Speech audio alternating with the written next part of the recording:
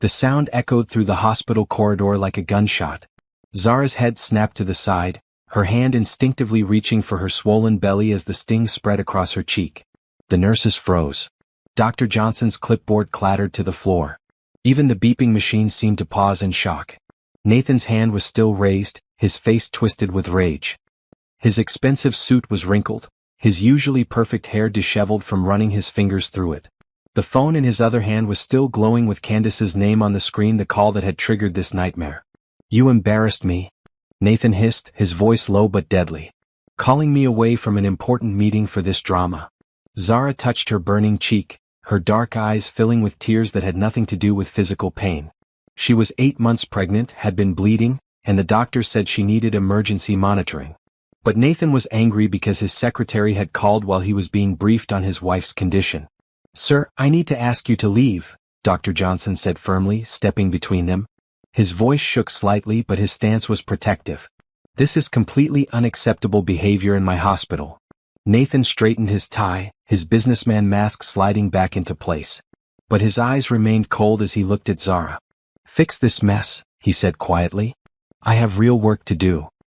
He walked away without another word, leaving Zara alone with the medical staff who had witnessed her humiliation. The silence that followed was deafening. A nurse gently helped her back onto the examination table, her movements careful and kind. "Mrs. Richardson," Dr. Johnson said softly, "your baby is fine. The bleeding has stopped. But I need to keep you overnight for observation." Zara nodded, unable to speak. Her hand rested on her belly, feeling the gentle kicks of her daughter, a daughter who would never see her father treat her mother with such cruelty again. Something had shifted in that moment, something that could never be undone. As the nurses bustled around her, preparing her room, Zara stared out the window at the city lights. Nathan's company headquarters dominated the skyline, its logo glowing against the night sky. For 5 years she had stood by his side as he built his empire. She had supported him, loved him, believed in him even when others called him ruthless. Now she saw the truth. She wasn't his wife, she was just another possession. And like all of Nathan's possessions, she could be discarded the moment she became inconvenient. But Nathan had made one critical mistake. He had forgotten who her father was. Robert Sterling wasn't just any CEO. He was the man who had taught Zara that respect was earned, not given. That strength came from standing up for what was right. And that sometimes, the only way to stop a bully was to hit back harder than they had hit you. Zara pulled out her phone with trembling fingers. It was time to make a call that would change everything. "Dad?" she whispered when he answered. "I need your help." The concern in Robert's voice was immediate. "Zara? What's wrong? You sound upset." She looked down at her belly, then at the red mark on her cheek that was already starting to fade. But the memory would never fade. The humiliation, the fear, the realization that this wasn't the first time, it was just the first time it had happened in public. "Nathan hit me," she said simply. "At the hospital. In front of everyone." The silence on the other end was more terrifying than any shout could have been. When Robert finally spoke, his voice was calm, controlled, deadly. "I'm on my way." As Zara hung up, she felt something she hadn't experienced in months: hope. Nathan thought he held all the power in their marriage. He thought she was trapped, dependent, helpless. He thought he could do whatever he wanted without consequences. He was about to learn how wrong he was. Outside her window, Nathan's company logo continued to glow, unaware that its days were numbered. Zara closed her eyes and felt her daughter kick again, stronger this time. As if she too was ready for the fight that was coming. The war was about to begin, and Nathan had no idea what was headed his way. 3 days later, Zara sat in her elegant living room, surrounded by evidence of Nathan's betrayal. Her laptop was open to bank statements she had never seen before. Her phone contained screenshots of text messages between Nathan and Candace that made her stomach turn. Financial documents were spread across the coffee table like pieces of a puzzle that revealed a picture she had never wanted to see. The house felt different now. Every expensive piece of furniture, every carefully chosen decoration suddenly felt like prison bars. Nathan had insisted they live in his penthouse after they married, claiming it was more convenient for his business. Now she understood it was easier to control her when she was surrounded by his things, in his territory. Her laptop chimed with another email from the private investigator her father had recommended. James Morton was discreet, professional, and unfortunately very good at his job. The photos he had sent made her hands shake. Nathan and Candace at expensive restaurants, holding hands at the theater, kissing in the parking garage of his office building. But it was the financial information that truly shocked her. Nathan had been systematically moving money out of their joint accounts and into offshore holdings. He had taken out loans against her trust fund without her knowledge. Most damaging of all, he had already filed preliminary divorce papers with a lawyer, claiming she was mentally unstable and unfit to raise their child. Zara's phone buzzed. Another text from Candace to Nathan, sent just an hour ago. When are you going to tell her? I'm tired of sneaking around. The baby will be here soon and I want us to be together openly. Nathan's response made Zara's blood run cold. Soon. I'm finalizing the arrangements to have her committed after the birth. Postpartum depression is so common, and with her family history of mental illness, it should be easy to prove. Don't worry, baby. Everything we've worked for is almost ours. Zara stared at the message, reading it 3 times before the full meaning sank in. Nathan wasn't just planning to divorce her, he was planning to have her declared mentally incompetent so he could take everything, including their daughter. She thought about her mother, who had struggled with depression after Zara's brother Thomas was born. It had been a difficult time, but her mother had recovered with proper treatment and support. Nathan was going to twist that family history into a weapon against her. The front door opened and Nathan's voice echoed through the penthouse. Zara? I'm home. She quickly closed the laptop and shuffled the papers into a neat stack, slipping them into her purse. By the time Nathan appeared in the doorway, she was sitting calmly on the couch, her hands folded over her belly. How was your day? She asked, her voice steady despite the rage burning in her chest. Nathan loosened his tie, his expression carefully neutral. Long, important meetings. He glanced at her, and for a moment she saw something flicker in his eyes, guilt, maybe, or fear. How are you feeling? Any more bleeding? The doctor says everything is fine, Zara replied. The baby is healthy. Good. Nathan moved to the bar cart, pouring himself a glass of whiskey. I've been thinking about what happened at the hospital. I was under a lot of stress and I reacted badly. It won't happen again. It wasn't an apology, it was a dismissal. Nathan was telling her to forget it, move on, pretend it never happened. Just like she had pretended not to notice him coming home late, pretended not to smell unfamiliar perfume on his clothes, pretended not to see the way he smiled at his phone when he thought she wasn't looking. I understand, she said quietly. Nathan relaxed slightly, thinking he had successfully managed the situation. I have to go out of town next week. A conference in Chicago. You'll be fine here, won't you? Zara nodded, already knowing from the investigator's report that there was no conference. Nathan and Candace had booked a suite at the Four Seasons. They were planning a romantic getaway while his pregnant wife stayed home alone. Of course, she said. I'll probably spend some time with my father. He's been worried about me since the hospital incident. Nathan's hand tightened on his glass. There's no need to involve your father in our personal business. He's going to be a grandfather soon, Zara said carefully. It's natural that he'd be concerned. Just keep things simple, Nathan said. No need to worry him with details. After Nathan went to his office to make phone calls, Zara pulled out her secure phone, a device her father had insisted she get years ago for emergencies. She scrolled through her contacts until she found the name she was looking for. Tina? Zara. I need to see you. Tonight if possible. Tina Rodriguez had been her roommate in college and was now one of the most successful family law attorneys in the city. More importantly, she was someone Zara trusted completely. Of course, Tina said immediately. My office or somewhere else? Somewhere else. This needs to be private. They arranged to meet at a small cafe across town, far from Nathan's usual haunts. As Zara prepared to leave, she looked around the penthouse one more time. Everything was beautiful, expensive, perfect, and none of it mattered. What mattered was the evidence in her purse and the plan forming in her mind. Nathan thought he was so clever, so careful. He thought he had covered all his bases, anticipated every move.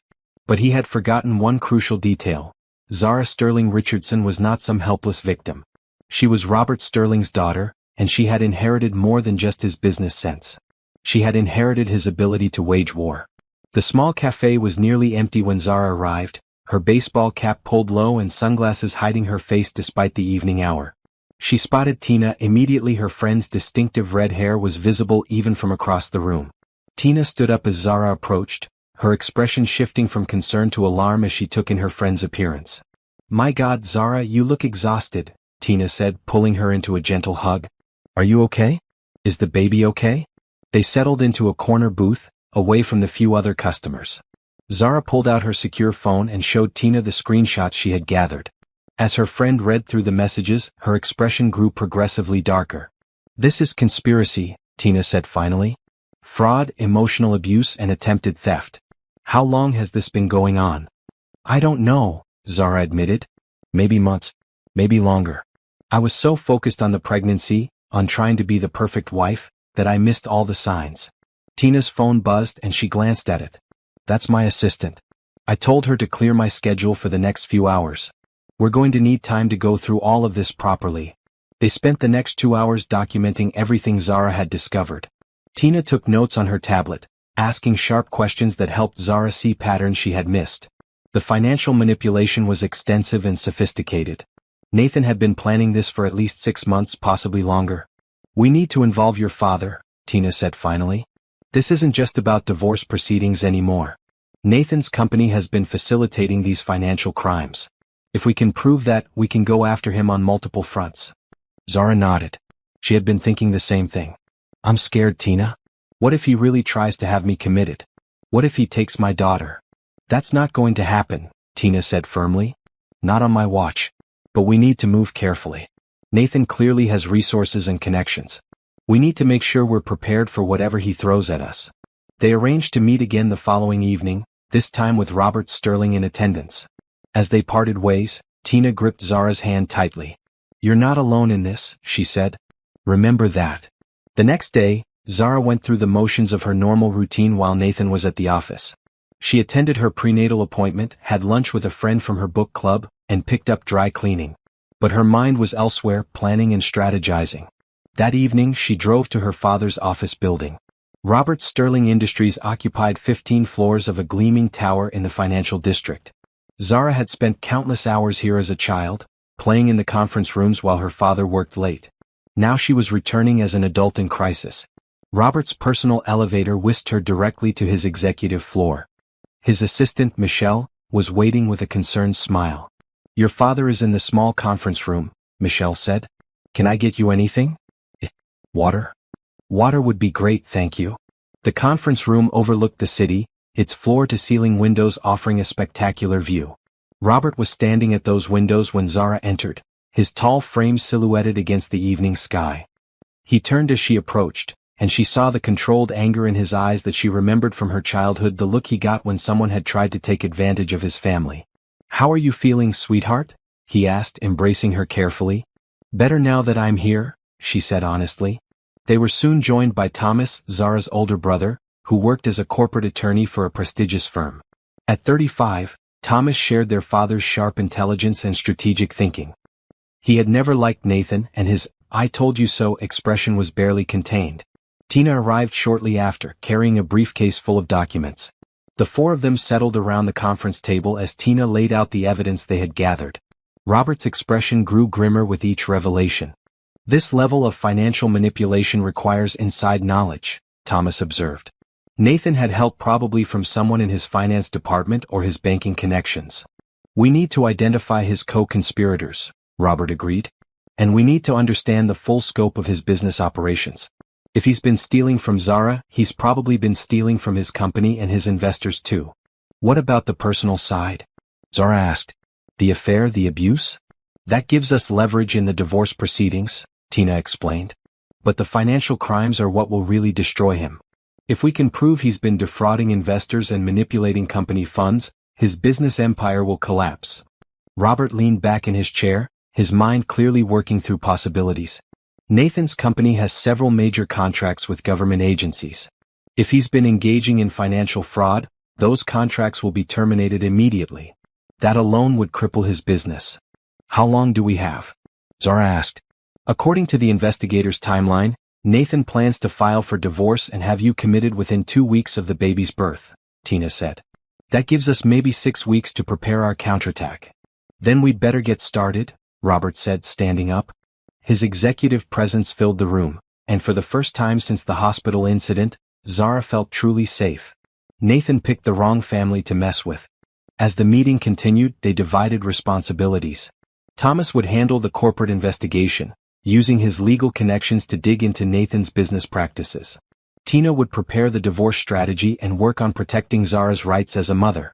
Robert would begin applying pressure through his business networks, subtly turning Nathan's partners and clients against him. "What about me?" Zara asked. "What's my role in all this?" "You're going to be the perfect wife," Robert said with a slight smile. "Keep Nathan thinking he's in control while we build our case. Can you do that?" Zara thought about the slap, about the text messages, about Nathan's plan to steal her daughter and have her committed. She thought about Candace's smug confidence that she would soon have everything that belonged to Zara. "Yes," she said quietly. "I can do that." But inside, she was already imagining the look on Nathan's face when he realized he had been outplayed. The Richardson name might open doors in business circles, but the Sterling name could close them just as quickly. Nathan was about to learn that lesson the hard way. 2 weeks into their investigation, the scope of Nathan's crimes was becoming clear. Zara sat in Thomas's law office, reviewing financial documents that painted a picture of systematic fraud spanning several years. Her brother paced behind his desk, his anger barely contained as he explained what they had discovered. "Nathan's been running a sophisticated shell game," Thomas said. "He creates subsidiary companies, moves money between them to inflate revenue figures, then reports those inflated numbers to investors and lenders. It's textbook securities fraud." The private investigator, James Morton, had expanded his team to include a forensic accountant and a former FBI financial crimes specialist. Their preliminary report covered 37 pages and detailed a pattern of criminal activity that went far beyond simple embezzlement. "The offshore accounts are the key," James explained, pointing to a flow chart on his laptop screen. "Nathan's been funneling money through companies in the Cayman Islands and Switzerland. On paper, it looks like legitimate international business dealings.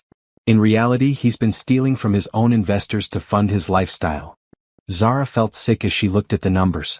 Nathan had stolen over $40 million from various sources, including her own trust fund.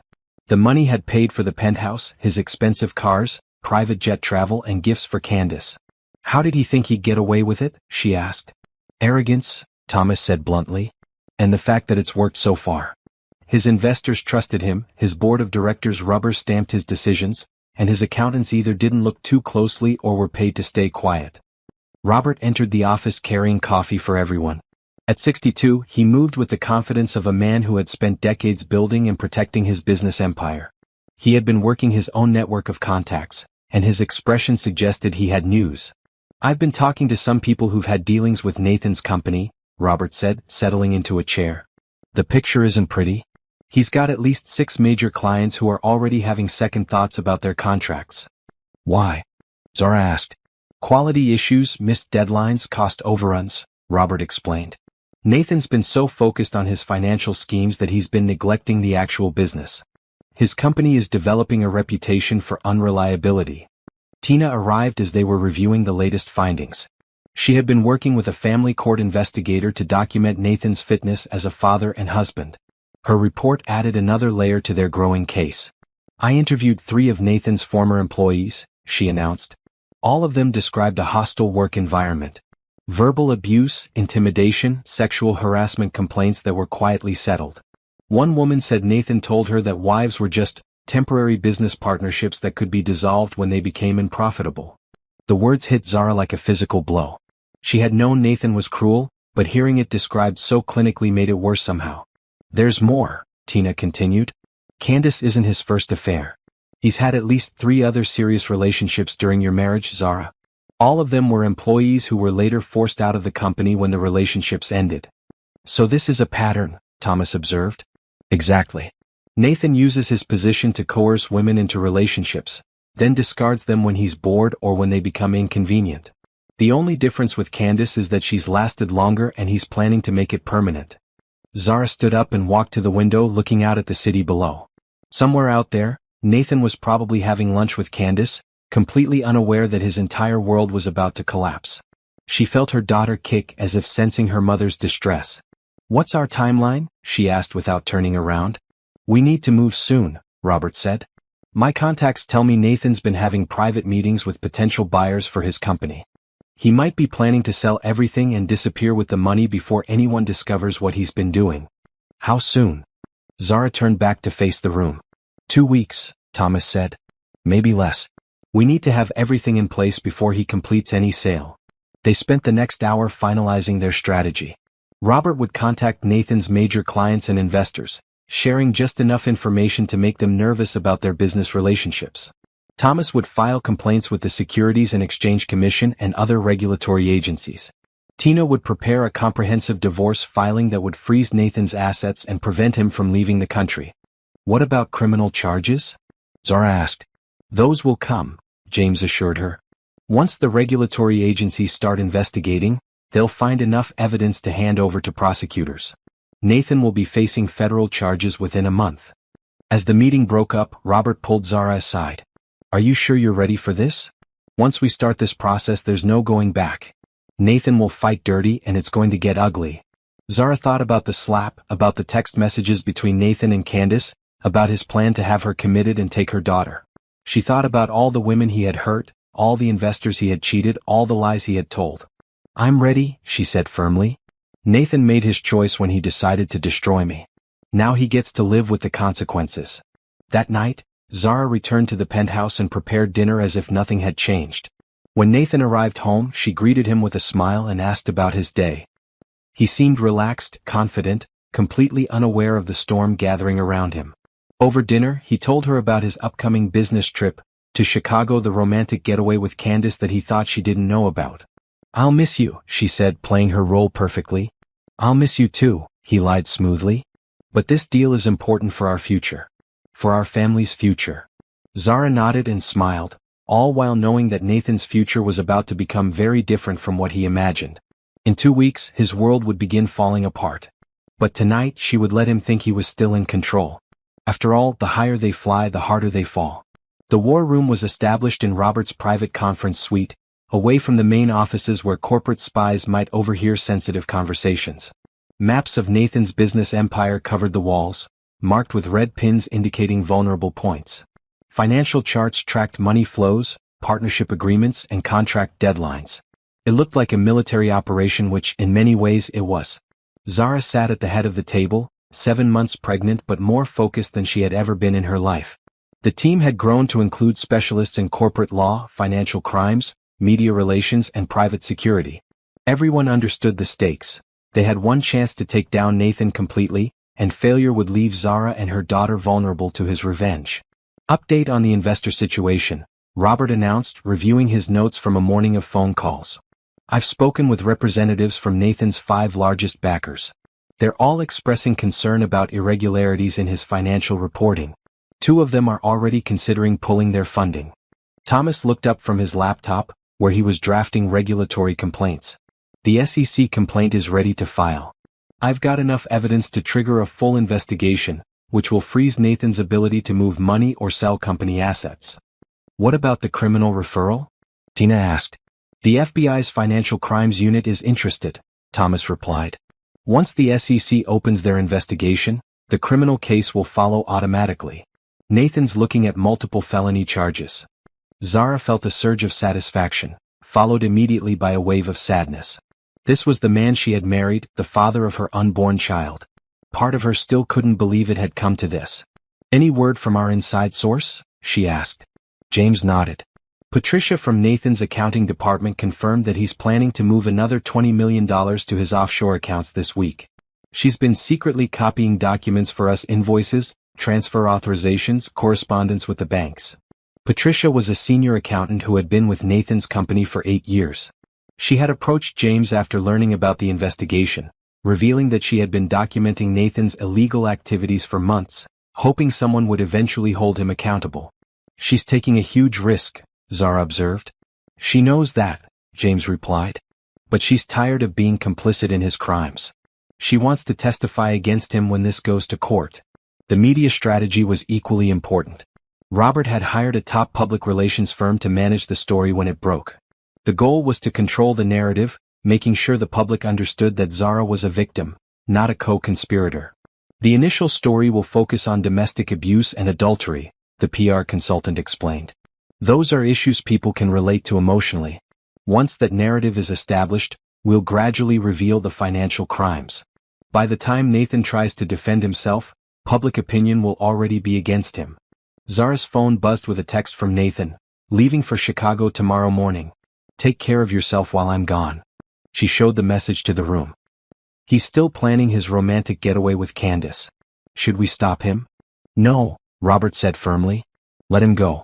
It will be easier to serve him with papers when he's out of town and his guard is down. Plus, the photos of him with Candace in Chicago will be perfect for the media. The private investigator team had already positioned surveillance in Chicago. They would document every moment of Nathan's business trip, creating an undeniable record of his affair that would destroy his credibility when he tried to claim Zara was mentally unstable. What about Candace? Zara asked. What's her role in all this? She's been helping him hide assets, Thomas explained. Some of the offshore accounts are in her name. She's not an innocent victim, she's been an active participant in the fraud. That knowledge should have made Zara feel better, but instead it just made her feel hollow. Nathan had chosen his accomplice well. Candace was smart, attractive, and apparently as morally flexible as he was. She'll probably try to cut a deal when the investigation starts, Tina predicted. Women in her position usually do.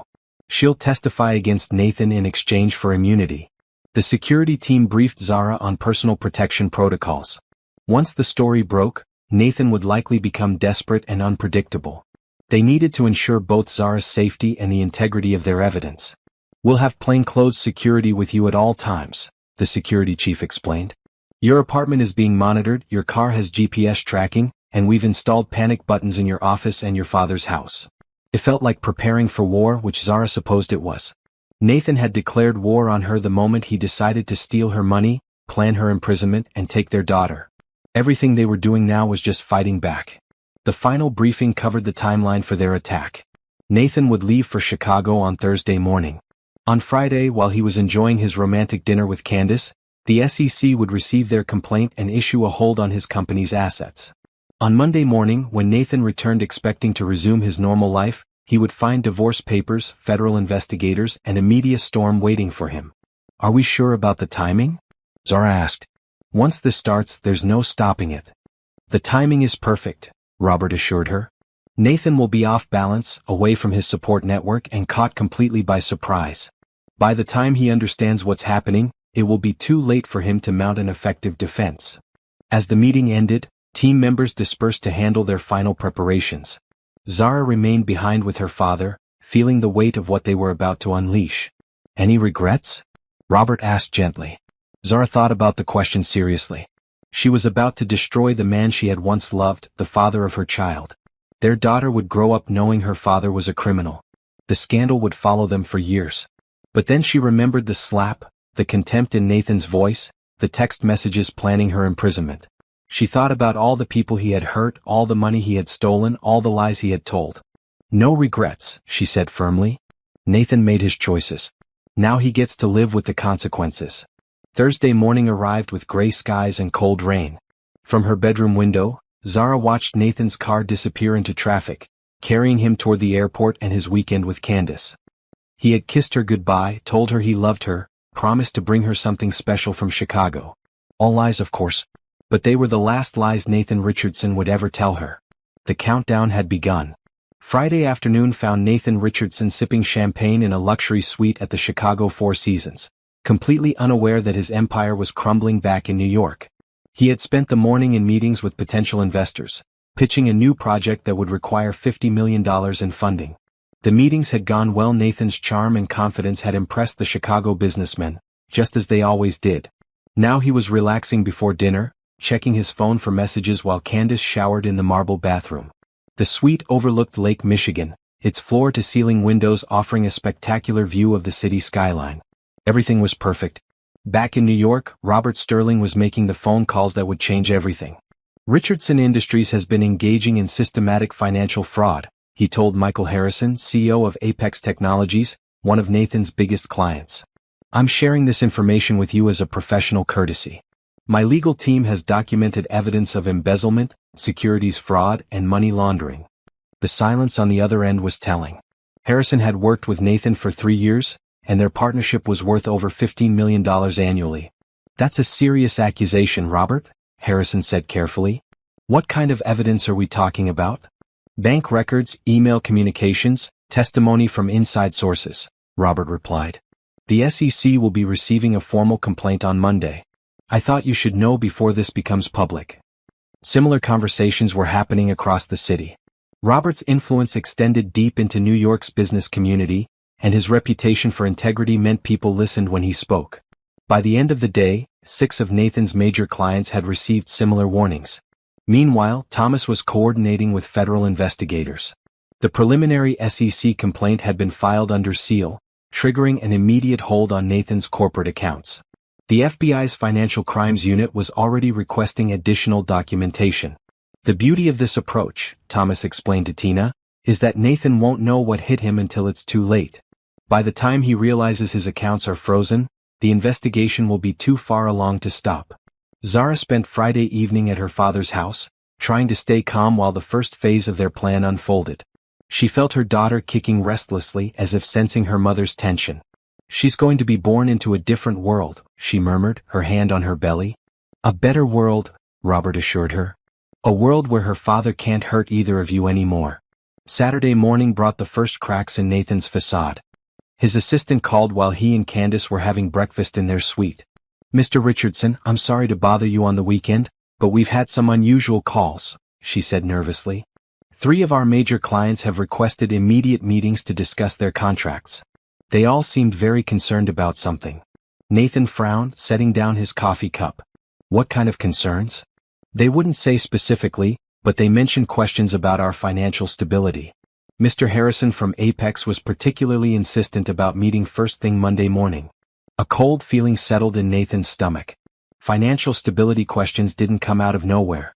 Someone was spreading rumors about his company, and he needed to find out who. Get me a conference call with our top 5 clients for Sunday afternoon, he ordered. I want to address whatever concerns they have before this gets out of hand. But when his assistant tried to arrange the calls, she found doors that had been open for years suddenly closed. Clients who had previously been eager to speak with Nathan were now unavailable or required their legal teams to be present for any discussions. Something's wrong, Nathan told Candace as they walked along the lakefront that afternoon. Someone's been talking to my clients, spreading lies about the company. Who would do that? Candace asked, though her voice carried a note of worry. Nathan's mind was racing through possibilities. Business rivals, disgruntled employees, regulatory agencies, any of them could be behind a coordinated attack on his reputation. But the timing seemed too convenient, too orchestrated. I need to get back to New York, he decided. We're cutting the trip short. Sunday's attempted conference calls confirmed Nathan's worst fears. Of the 5 clients he tried to reach, only 2 agreed to speak with him, and both conversations were brief and uncomfortable. Nathan, I'm going to be direct, said Jennifer Walsh, CEO of Dataflow Systems. I've been hearing rumors about irregularities in your financial reporting. Are you aware of any SEC investigations into your company? Absolutely not, Nathan lied smoothly. Our books are completely clean. I don't know who's been spreading these rumors, but I intend to find out. I hope that's true, Walsh replied. But until this situation is clarified, Dataflow will be suspending our current contract negotiations. The second call went even worse. Richard Chin from Pacific Ventures was blunt in his assessment. Nathan, I've known you for 5 years and I've always respected your business acumen. But the information I'm receiving suggests serious problems with your company's finances. Until I have independent verification that everything is legitimate, Pacific Ventures is freezing all payments and considering termination of our partnership. By Sunday evening, Nathan was in full panic mode. He had cut short his romantic weekend and booked the first flight back to New York. Candace seemed nervous and withdrawn, asking questions about their future together that Nathan couldn't answer. What if the rumors are true? She asked as they waited in the airport lounge. What if there really is an investigation? There's no investigation, Nathan snapped. This is just someone trying to destroy my reputation. When I find out who's behind it, they're going to regret it. But even as he said the words, Nathan was mentally reviewing his recent activities. The offshore transfers, the creative accounting, the loans against assets that didn't technically belong to him, any of those things could trigger an investigation if someone knew where to look. The flight back to New York was turbulent, matching Nathan's mood. He spent the 3-hour journey making phone calls, trying to reach board members, investors, and business partners. Most of them were suddenly unavailable or claimed they needed to schedule formal meetings to discuss recent developments. As the plane descended toward JFK Airport, Nathan stared out at the city lights below. Somewhere down there, an enemy was systematically destroying everything he had built. He just needed to figure out who it was and how to fight back.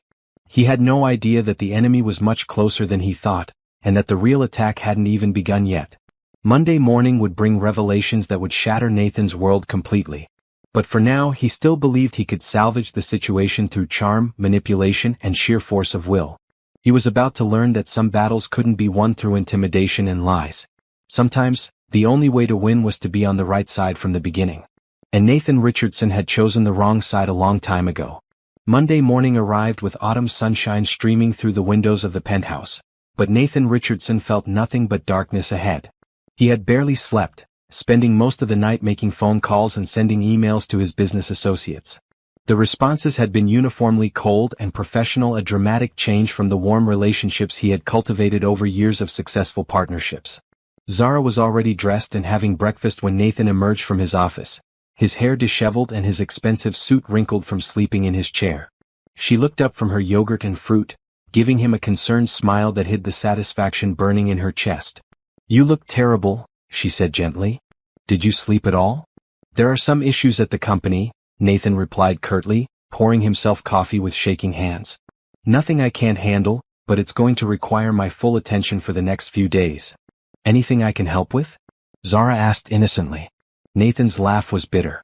"I doubt you'd understand the complexities of corporate finance." The condescension in his voice was automatic, reflexive. Even in crisis, Nathan couldn't resist putting her down. It was exactly the kind of response Zara had been counting on, evidence of his true character that would play well in court recordings. "I should get to the office early," Nathan continued, checking his Rolex. "Try not to call unless it's an emergency." After he left, Zara allowed herself a moment of fierce joy. Phase 2 was about to begin, and Nathan had no idea what was waiting for him at Richardson Industries. At 9:17 a.m., Nathan's world began to collapse. He arrived at his corporate offices to find 2 black SUVs parked outside the building. Men in dark suits were stationed at the main entrance, checking identification and directing employees to a staging area in the lobby. Nathan's stomach dropped as he recognized the unmistakable signs of a federal investigation. "Sir, we need to see some identification," one of the agents said as Nathan approached the entrance. "This is my building," Nathan said, his voice sharp with anger and fear.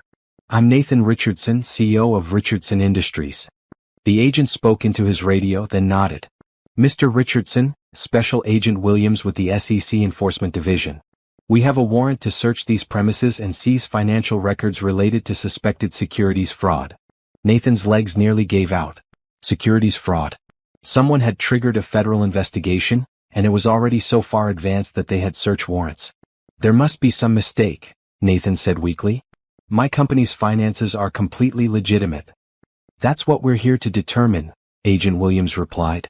"You're free to contact your attorney, but you cannot enter the building or access any company systems until our investigation is complete." Nathan stood on the sidewalk watching federal agents carry boxes of documents out of his own building.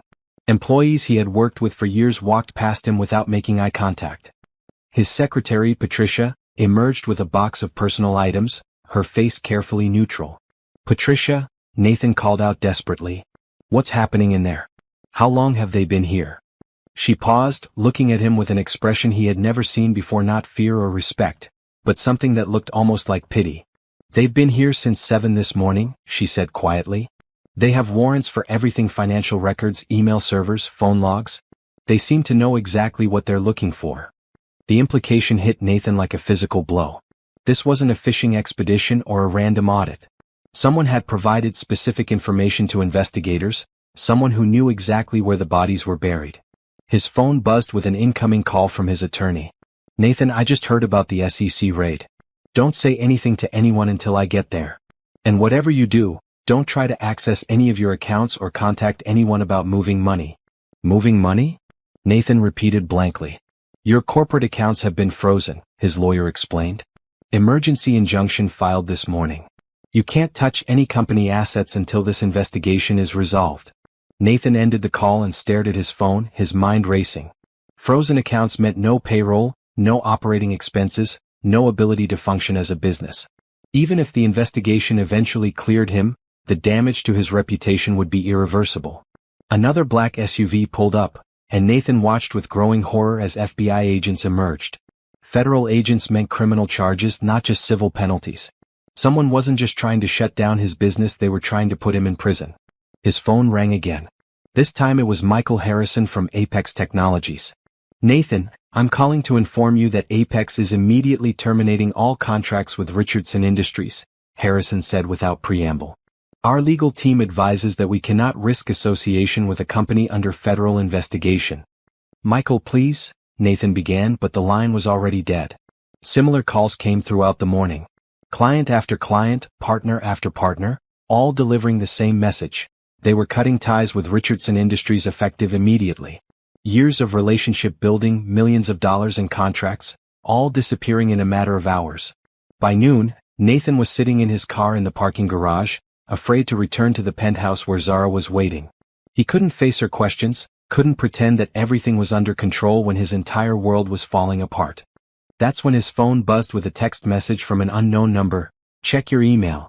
Time for the truth. See. With trembling fingers, Nathan opened his email to find a message from Zara's private account. The subject line read, "Goodbye, Nathan." The email contained attachment screenshots of his text messages with Candace, bank records showing his financial crimes, and copies of the divorce papers that would be served later that afternoon. But it was Zara's words that cut him to the bone. Nathan, by the time you read this, the authorities will have evidence of your financial crimes and your plan to have me committed after our daughter's birth. I know about Candace, about the stolen money, about your plan to take everything from me. I know because I've been watching, learning, and planning. You taught me that business is war and that the strongest player wins. Today you learned that you're not the strongest player anymore. You should have remembered that I'm Robert Sterling's daughter before you decided to destroy me. Zara. Nathan stared at the email for a long time, the pieces finally falling into place. Robert Sterling. Of course. Zara's father had the connections, the resources, and the motivation to orchestrate this kind of coordinated attack. Nathan had been so focused on controlling Zara that he had forgotten about the powerful family backing her up. He called Zara's number, but it went straight to voicemail. He called the penthouse landline, but it just rang endlessly. She was gone, probably had been gone since before he left that morning. As he sat in his car, watching federal agents swarm through his building, Nathan realized that he had lost everything. His business, his reputation, his freedom, and the woman he had planned to discard anyway. Worst of all, he had lost to someone he had dismissed as weak and helpless. The irony was bitter. He had been planning to destroy Zara, but she had destroyed him first. And she had done it using the same ruthless tactics he had always admired: careful planning, strategic alliances, and the willingness to show no mercy to an enemy. Nathan Richardson had taught his wife to be a warrior. Now he was about to learn just how good a student she had been. The law offices of Sterling, Rodriguez and Associates buzzed with controlled chaos as Zara's legal team prepared for the fight of their lives. War rooms had been established on 2 floors, with teams of attorneys, investigators, and support staff working around the clock to coordinate multiple legal actions against Nathan Richardson. Zara sat in the main conference room, 7.5 months pregnant but radiating calm determination. She had moved out of the penthouse the morning of the raid, taking only her personal belongings and leaving behind the life she had built with Nathan. Her new apartment was smaller but felt infinitely larger without the weight of his presence. Update on the criminal case, Thomas announced, entering with fresh coffee and a stack of legal documents. The FBI has expanded their investigation to include wire fraud, money laundering, and racketeering charges. Nathan's looking at 20 to 30 years in federal prison if convicted on all counts. Tina looked up from her laptop, where she was reviewing divorce filings. His attorney filed a motion to dismiss our domestic violence claims, arguing that one incident doesn't constitute a pattern of abuse. They're also challenging our character evidence. What about the text messages? Zara asked. They're trying to have them excluded, claiming privacy violations, Tina replied. But since you were the intended victim of the conspiracy they describe, they should be admissible. The media coverage had been intense. Nathan's arrest photograph, disheveled, defeated, wearing the orange jumpsuit of the county jail, had appeared on every major news outlet. The story had everything: wealth, betrayal, domestic violence, financial crimes, and a pregnant wife fighting back against a corrupt husband. Public opinion was overwhelmingly on Zara's side. Social media was full of supporters calling her brave and strong. Women's advocacy groups had embraced her as a symbol of resistance against abusive men who used their wealth and power to control their victims. The bankruptcy trustee wants to meet tomorrow, James Morton announced, joining the group. Nathan's company is formally insolvent. His debts exceed his assets by about $40 million. How is that possible? Zara asked. I thought he was wealthy. On paper he was, James explained. But most of his apparent wealth was stolen money or inflated asset values. The offshore accounts we've identified contain about $12 million, but that money belongs to his investors and creditors. Robert Sterling entered the conference room carrying a tablet with the latest news coverage. At 62, he looked energized rather than tired by the legal battle. This was the kind of corporate warfare he had been fighting his entire career, and he was winning. Nathan's board of directors just held an emergency meeting, Robert announced. They formally removed him as CEO and voted to cooperate fully with federal investigators. His own company is now working against him. The betrayal of Nathan's board was particularly sweet. These were men who had profited from his leadership for years, taking bonuses and stock options while turning a blind eye to his questionable practices. Now they were desperate to distance themselves from him before they faced their own legal troubles. What about Candace? Zara asked. She's hired her own attorney and is negotiating a plea deal, Thomas replied. Her lawyer contacted the prosecutor's office this morning. She's willing to testify against Nathan in exchange for immunity from prosecution. Zara felt a complex mix of emotions about Nathan's mistress. Part of her was satisfied that Candace was facing consequences for her role in the fraud. But another part almost felt sorry for her. She had been manipulated by Nathan just like everyone else, even if she had been a willing participant. The divorce proceedings are moving quickly, Tina continued. Nathan's attorney is trying to negotiate a settlement, but they don't have much leverage. With his assets frozen and his credibility destroyed, he can't afford a prolonged legal battle. What are they offering? Zara asked.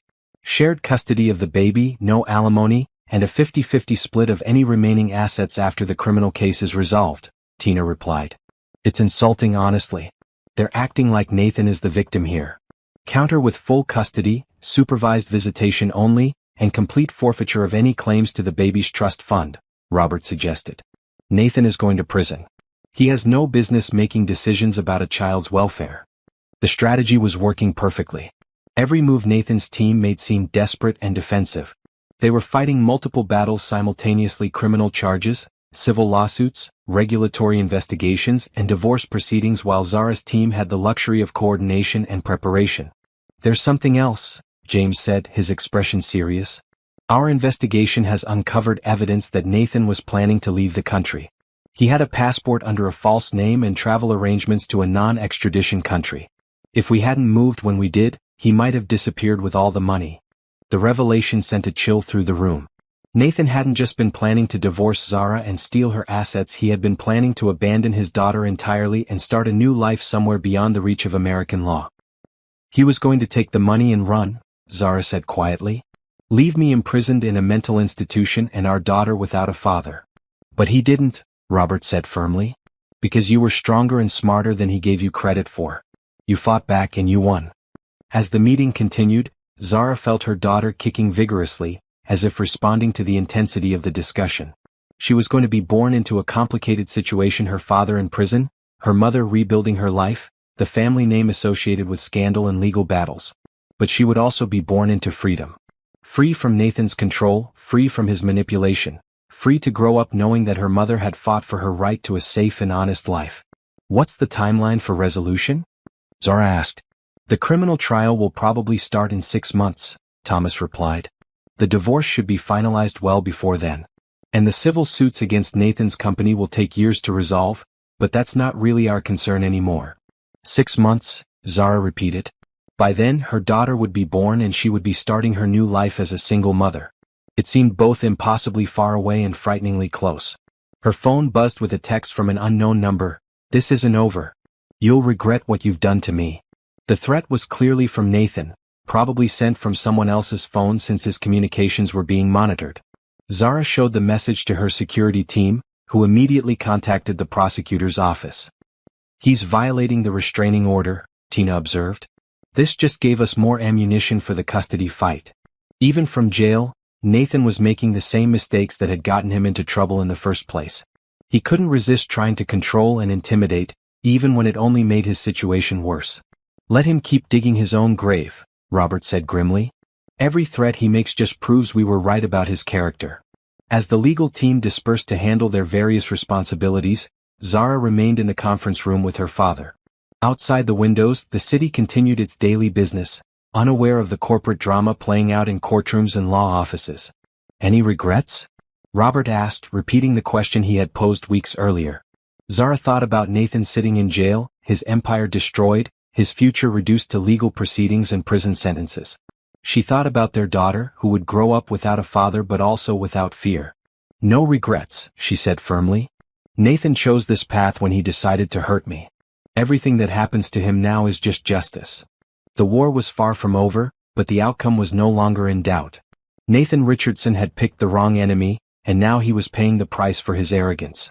6 weeks after the federal raid, Nathan Richardson sat in a stark conference room at the Metropolitan Correctional Center, staring at documents that represented the complete collapse of his life. His orange jumpsuit was a far cry from the $1,000 suits he used to wear, and the fluorescent lighting cast harsh shadows on his face, making him look older and more haggard than his 38 years. Across the metal table sat his defense attorney, looking tired and frustrated. The evidence against Nathan was overwhelming and they both knew it. Bank records, email communications, witness testimony, and financial documents painted a clear picture of systematic fraud spanning multiple years. "The prosecutor's office has made their final offer," his lawyer said, sliding a document across the table. 15 years in federal prison, full restitution of stolen funds and permanent forfeiture of all assets. In exchange, they'll drop the racketeering charges and recommend minimum security placement. Nathan read the plea agreement with growing despair. 15 years. He would be 53 when he was released, assuming he served the full sentence. His daughter would be a teenager who barely remembered him. His business empire would be a footnote in financial crime textbooks. "What if I go to trial?" he asked weakly. "You'll lose," his attorney replied bluntly. "The evidence is overwhelming and public opinion is completely against you. A jury trial would probably result in 25 to 30 years, maximum security. Plus, the civil suits would continue, and you'd be personally liable for millions in damages." The civil suits had been devastating. Investors who had lost money were demanding compensation. Employees who had been fired when the company collapsed were suing for wrongful termination. Even the government was seeking treble damages for the tax fraud charges. "What about my daughter?" Nathan asked. "What about custody rights?" His lawyer's expression grew even grimmer. "Nathan, you need to face reality. You're going to federal prison. The family court judge has already indicated that supervised visitation is the best you can hope for, and that's only if Zara agrees to it." The divorce proceedings had been a complete disaster for Nathan. With his assets frozen and his credibility destroyed, he had no leverage to negotiate.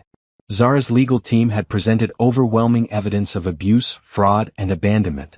The judge had been particularly harsh in his comments about Nathan's plan to have his pregnant wife committed to a mental institution. Mr. Richardson showed a callous disregard for his wife's well-being and a calculated plan to deprive her of her freedom and parental rights, the judge had written in his ruling. His actions demonstrate a pattern of manipulation and control that makes him unfit for unsupervised contact with any child. A guard appeared at the conference room door. "Time's up," he announced. Nathan's lawyer gathered his documents. "I need an answer on the plea agreement by tomorrow. The offer expires at 5 p.m. After his lawyer left, Nathan was escorted back to his cell, a 6 by 8 foot concrete box he shared with a drug dealer from Queens. The man was sleeping on the lower bunk, leaving Nathan to climb up to his thin mattress and stare at the ceiling. He thought about Zara, probably at home in her new apartment, preparing for their daughter's birth. The baby was due any day now, and Nathan would miss it entirely. He would miss everything: first steps, first words, birthdays, Christmas mornings, school plays. The irony was bitter. He had been so focused on controlling Zara that he had lost control of everything else. His plan to steal her money and take their daughter had backfired spectacularly, leaving him with nothing and no one. His cellmate stirred and sat up, studying Nathan with curious eyes. "You're that rich guy, right? The one who beat up his pregnant wife." "I never beat her up," Nathan said automatically. "It was one slap. One time." The drug dealer laughed harshly. "Man, you don't get it, do you? One slap to a pregnant woman is one slap too many. No wonder she destroyed you." The words stung because they were true. Nathan had spent weeks trying to rationalize his actions, telling himself that he was under stress, that Zara had provoked him, that it wasn't really abuse.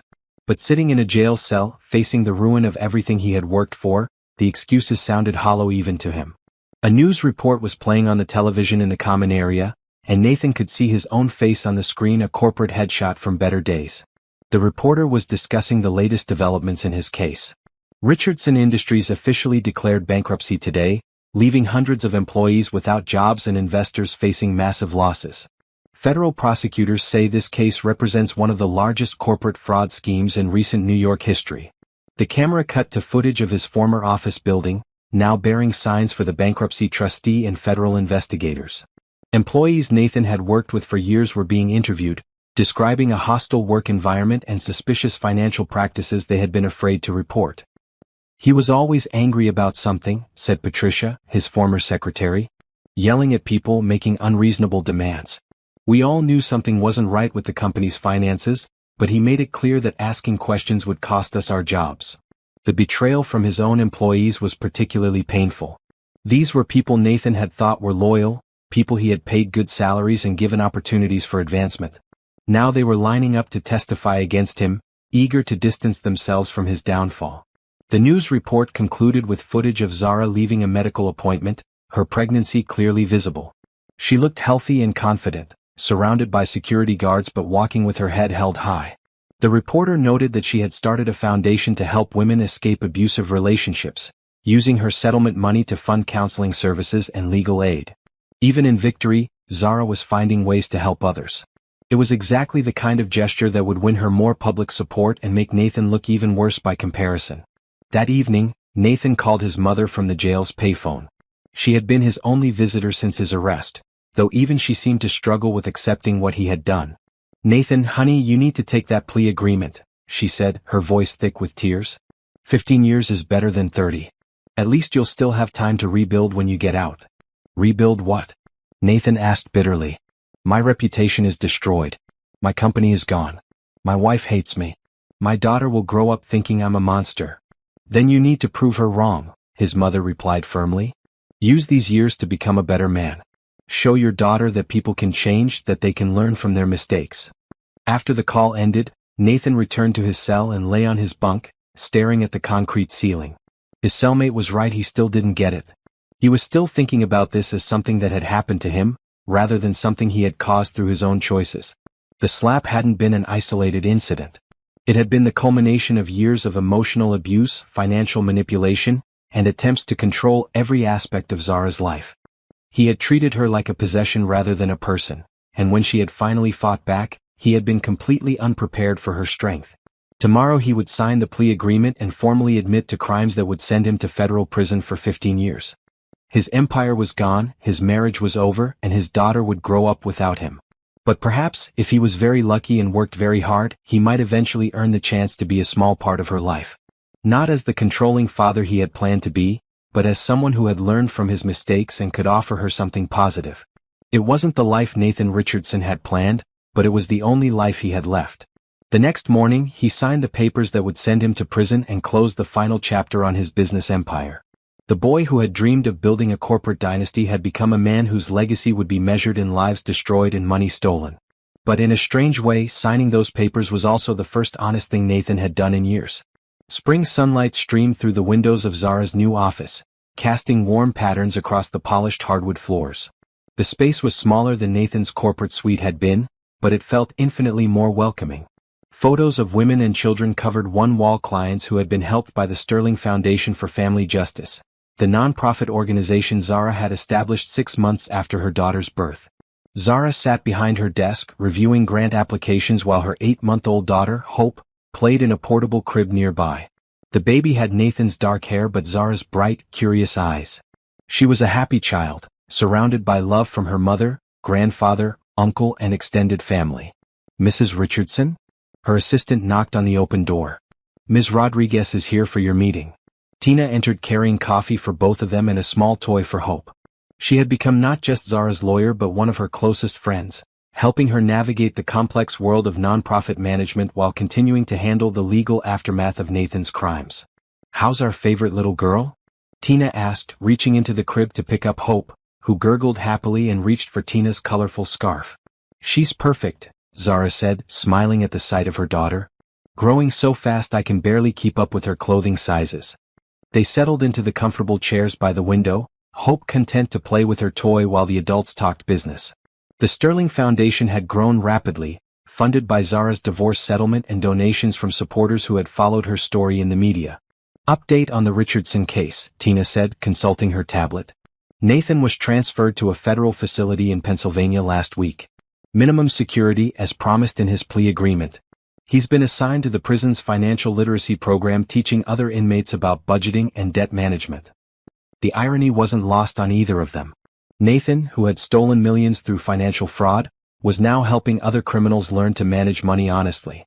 Has he asked about visitation? Zara asked. His attorney submitted a formal request last month, Tina replied. Supervised visits only in a family court setting. You have complete discretion to approve or deny the request. Zara looked at Hope, who was babbling contentedly while chewing on her toy. For months, she had dreaded this moment, the decision about whether to allow Nathan any contact with their daughter. Part of her wanted to protect Hope from any connection to her father's criminal legacy. But another part recognized that completely severing that relationship might ultimately hurt Hope more than it helped her. What does Dr. Martinez recommend? Zara asked, referring to the child psychologist she had consulted. She thinks occasional supervised visits might be beneficial, but only if Nathan demonstrates genuine remorse and a commitment to change, Tina replied. She also recommends waiting until Hope is older and can better understand the situation. So not yet. Not yet. Maybe when she's 3 or 4 if Nathan has shown consistent good behavior and completed therapy programs. Robert Sterling arrived for their weekly lunch meeting, bringing flowers for Zara and a new book for Hope. At 63, he had embraced his role as a grandfather with enthusiasm, often joking that Hope was his favorite business partner. How are the expansion plans coming along? He asked, settling into a chair and reaching for Hope, who immediately crawled toward him with delighted squeals. Better than expected, Zara replied, pulling up financial reports on her laptop. We've received funding requests from organizations in 12 states. The model is definitely scalable. The Sterling Foundation provided legal aid, counseling services, and financial support to women escaping abusive relationships. It also funded research into domestic violence prevention and worked with lawmakers to strengthen protective legislation. I have some news, Robert announced. The Justice Department is using our case study in their new training program for financial crimes prosecutors. Nathan's case is now being taught as an example of how corporate fraud and domestic abuse often intersect. It was satisfying to know that their battle against Nathan was helping other women in similar situations. The foundation had already assisted over 200 families, providing everything from emergency housing to legal representation to job training. There's something else, Robert continued. I received a call from Nathan's mother yesterday. She wanted to know if there was any possibility of reconciliation. Zara's expression hardened. Nathan's family had been supportive during his trial, but they had also minimized his crimes and suggested that Zara was partially responsible for the breakdown of their marriage. What did you tell her? Zara asked. That reconciliation was impossible, but that we weren't vindictive people, Robert replied. If Nathan genuinely changes, if he completes his sentence and demonstrates real remorse, we might consider allowing him some limited contact with Hope when she's older. A very diplomatic answer, Tina observed.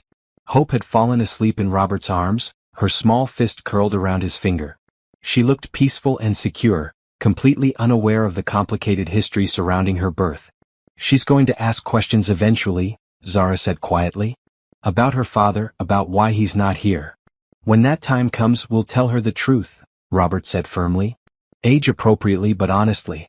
She deserves to know that her father made serious mistakes, but also that people can change and grow. And if he doesn't change? Zara asked. Then she'll know that too, Robert replied. But she'll also know that she has a family who loves her unconditionally, and that she's strong enough to overcome any challenge. As they finished their meeting, Zara reflected on how much her life had changed in the past year. The scared, isolated woman who had been slapped in a hospital corridor was gone, replaced by someone who had discovered her own strength and used it to help others. Her phone buzzed with a text from Thomas. Just got word that the last of Nathan's civil cases settled. The investors recovered about 60% of their losses. Case officially closed. It was the final legal chapter in Nathan's downfall. His corporate empire was now completely dismantled, his assets distributed to creditors and victims. The man who had once commanded boardrooms and manipulated millions of dollars was now earning 20 cents an hour in a prison laundry. Justice served, Tina observed, reading over Zara's shoulder. Justice served, Zara agreed. But more importantly, she had built something positive from the wreckage of her marriage. The foundation was thriving, Hope was healthy and happy, and Zara had found her purpose in helping other women escape the kind of situation she had survived. That evening, Zara sat in the nursery of her apartment, feeding Hope her bedtime bottle. The room was painted in soft pastels, filled with books and toys and photos of family. It was peaceful, safe, filled with love, everything Nathan's penthouse had never been. "Your mommy was very brave," she whispered to Hope, who was drowsily finishing her bottle. "She fought some bad people and won. And someday when you're old enough I'll tell you the whole story." Hope's eyes drifted closed, completely content in her mother's arms. Outside the window, the city lights twinkled like stars, and somewhere in the distance, Nathan Richardson was beginning his 15th year in federal prison. But in this quiet nursery none of that mattered. What mattered was the future, bright, hopeful, and completely under Zara's control. She had taken back her power, protected her daughter, and built a new life on her own terms. Nathan had tried to destroy her, but instead, he had unleashed a strength she never knew she possessed. And that strength would ensure that Hope Sterling Richardson grew up knowing that no one, no matter how wealthy or powerful, had the right to hurt the people they claimed to love. The war was over. Justice had been served.